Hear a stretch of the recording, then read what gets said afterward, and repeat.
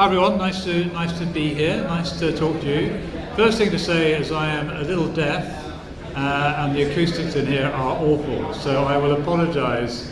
I'm not trying to avoid answering the question, it's just that I can't hear you. So thank you. Go ahead. That doesn't seem to be working.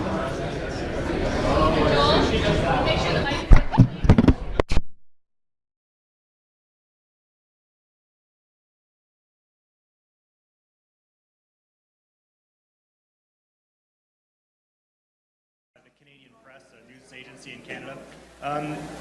Do you think that Canada should have its own MI6, like Foreign Intelligence Service? Look, you probably spotted in the speech that I was being very, very clear that that is a matter for Canadians. So I'm not going to express a view on what Canada should do on it, but I'm glad that you're having the discussion, and I'm glad because I'd have to say that because I believe in what MI6 brings to the party for the UK. And I think having the ability to project your intelligence gathering and your relationships with intelligence partners across the globe, it's a powerful thing that we offer to the UK government. So obviously from where I sit, I'm very positive about the model. But each country has to make their own decision about what works for them. Thank you. And as a follow-up question, has Five Eyes intelligence sharing changed under the new international dynamic of the Trump White House? Well, remember, I've not been in the job now since the end of September. So what I'm saying relates to my time in the job. And the short answer is no. And partly I can explain why that is the case, because intelligence sharing is usually pretty insulated from policy changes between governments. And we've had our ups and downs over the years since the Second World War where, particularly just speaking for the UK, we found ourselves in a different place from the United States, Suez being one of the particular difficult points. Took a very different view. Harold Wilson decided not to go into Vietnam. So there have been a number of incidents like that, but the intelligence tends to go on. And part of the reason for that is because when you share intelligence, you don't hand over the identity of the agents or the intricacies of the SIGINT access. You share the finished product. It's already protected. As soon as it goes into the UK government system, it's already been protected in a way. So, I know people, it's a focus of attention, but there's less to it than meets the eye, I think is my answer. Alex Ballingall with the Toronto Star. Hi. As you probably or you might know, there's a referendum coming up in Alberta with a question about potentially having another referendum on separation. And I'm wondering, in your analysis in situations like that, in this current world, how much of a vulnerability is holding a vote like that for attracting foreign interference and threats like that? And if that is the reality, what should Canada do to confront that? So the flippant answer to your question is one of the great things about the Five Eyes is that we don't gather intelligence on one another. So I have no idea beyond a reading of the press what's going on in Alberta. That's the flippant answer. The second answer is this is so utterly Canada's business that I'm going nowhere near answering it. Thank you. Fair enough. We spoke at the rupture, the Carney's thesis about the rupture. Yeah. You kind of endorsed that. I'm wondering if you kind of touched on it in your answer to Kyle, but yeah. How much of the consequences of the rupture have an impact on trust with the United States? Not just in intelligence, but overall. Has trust between the United States and countries like the UK and Canada taken a serious hit in your view? Again, I spent 38 years being determinedly non-partisan, and that includes and extends to other countries as well as my own. So what I will say on that is simply that, okay, I'm going to look at the camera, thank you. What I'll say on that, I think, is clearly you have to work at this trust thing. You have to work to make sure that your values are aligned. And if you do that, then you can survive some sharp differences of policy opinion. And I would say, about the intelligence relationships is, at the end of the day, this is not a relationship of sentiment. It helps if you like each other. It's very nice for me to be sitting close to a very good friend in Caroline Sevier of CSE. Of course that matters, but ultimately you cooperate and you share intelligence in the national interest. You do it because it's in the national interest of the UK, in my case, to have that partnership. It's not sentiment, it's not charity. So while there is a hard-edged benefit to it, it will continue to happen. So I think that's, I'll keep my comments well within the intelligence domain. Abigail Beeman, CTV News. I heard you say to Alex about not wanting to wade into foreign interference specifically for Canada, but I'm wondering if you can speak more generally to what kind of a threat you see China and India posing in terms of foreign interference and transnational repression. So look, all countries try and influence other countries. That's called diplomacy. That's perfectly legitimate.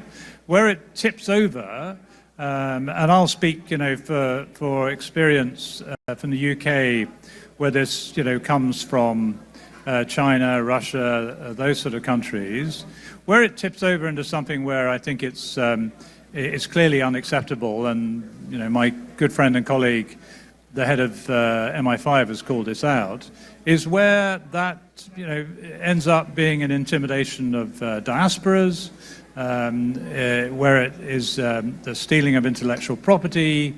It's that type of activity where I think we have to have zero tolerance. It's our country, and people have to obey our rules when they're operating in our country. So legitimate influence, fine. Tipping over into intimidation, etc., is clearly unacceptable.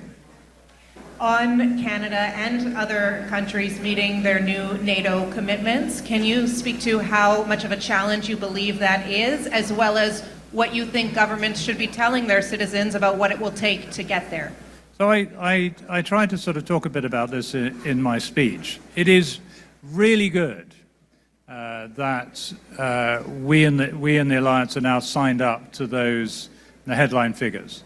It's a huge move forward, and I acknowledged in my speech that the US is quite right to have been exasperated by its NATO allies, both in Canada and in Europe, not fully pulling their weight, and with the US carrying a disproportionate load in the burden sharing. And I'm really glad that we are now at the point where we're trying to address that, because I think that will be the way that NATO emerges from the discussions that we're having at the moment stronger, because it'll be a transparently more balanced, fairer alliance, and I think that will help to secure support for the alliance on both sides of the Atlantic, both in Canada and in the United States and in Europe, and that's extremely positive. As I also said in my speech, the publics, the people who are the voting public, also need to be talked through what the implications of that are. And I'm not entirely sure that we are yet having that full debate. I was very struck by Prime Minister Carney's comments here in CANSEC yesterday, and clearly, that was an example of him trying to do it.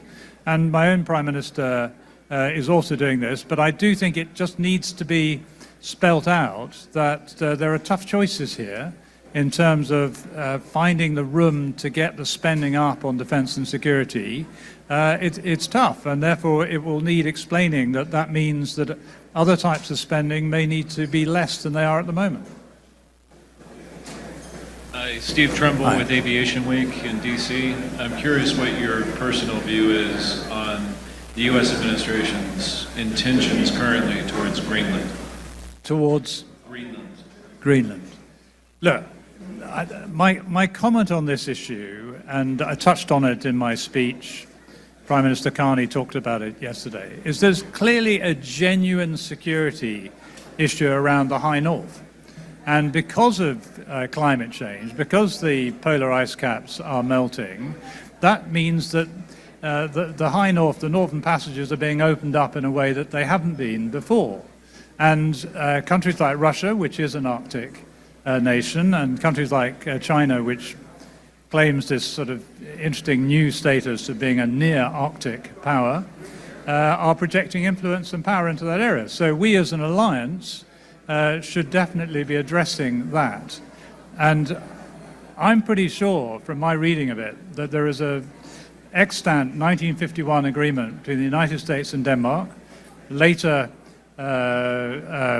validated by Greenland when Greenland had additional powers of autonomy, that says that there is clearly a role for the United States in Greenland. It's all set out in that 1951 agreement, including basing rights, the ability to put the personnel in. So the bottom line on this is we have a real issue.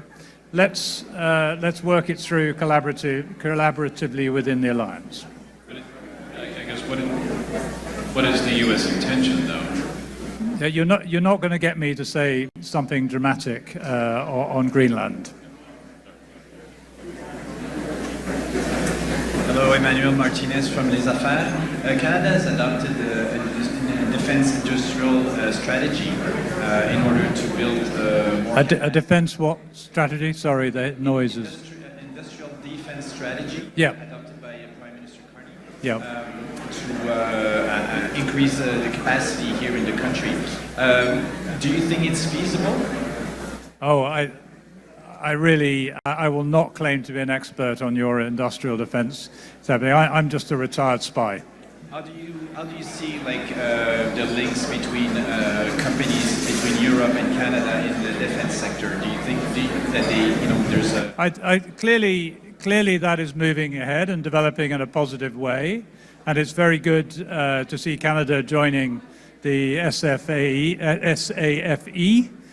this defense procurement agreement with Europe, and I'm very much hoping that before too long the United Kingdom can also join the same agreement. So well done, Canada, for getting to an agreement. And were you surprised to see that the defense bank will be based in Canada? So I'm really struggling to hear. The defense bank yes. will be based in Canada. Were you surprised that Canada was chosen? I think you're getting beyond my kind of former spy detailed knowledge here. Good afternoon, Willie Tam with the Western Standard. How important do you think it is for defense, national security, and intelligence institutions in considering in their recruitment strategy religiously inspired ideology, sectarian, and ethnic hatred? So I think primarily for security services that are having to deal with threats, you don't make a judgment in terms of what ideology is driving a desire to commit acts of terrorism. You just identify people within your society who are determined on committing acts of terrorism, and you do your best to investigate them and disrupt that activity. So it's pretty agnostic of the drivers behind it. It's about keeping people safe. So, those threats and the threats of terrorism take a variety of forms in different places. In my own country, there's a real mix of clearly radical Islamist terrorism. There's also far-right extremism, which tips over into terrorism from time to time. And you also, increasingly, the head of MI5 has made this point, most of the threat to life activity which has been disrupted by MI5 in the last few years in the UK has come out of Iranian-backed activity. So all of them are terrorism. You just deal with them in a way that is consistent with legal norms, and you try and keep your people safe. Outside of the terrorism aspect, specifically when it comes to recruitment of personnel for security institutions in a multicultural, diverse society. I see what you mean, yeah. How do you manage that? I see what you mean. So history? You're talking about the people who join MI6 or join CSIS or... All kinds of security, national security, and intelligence and military institutions that deal with these threats. How yes. do you scrutinize their recruitment in protecting their integrity of being Oh, I see objective what and you mean. impartial? So it's a very rigorous process to join one of these organizations. You have to go through a lot of checks to make sure that you are a Democrat, that you believe in the rule of law, and that you have the right type of, ethics and personality to do this work successfully. We work really hard on that. It's also really important that your security and intelligence organizations represent the country they serve. And I spent a lot of time when I was in my job trying to make sure that in our recruitment strategies, we reached out and touched those communities and made clear to them that MI6 would be a place for them and they would feel included and at home in those organizations. Thank you. Great. Thanks very much, guys. Thank you.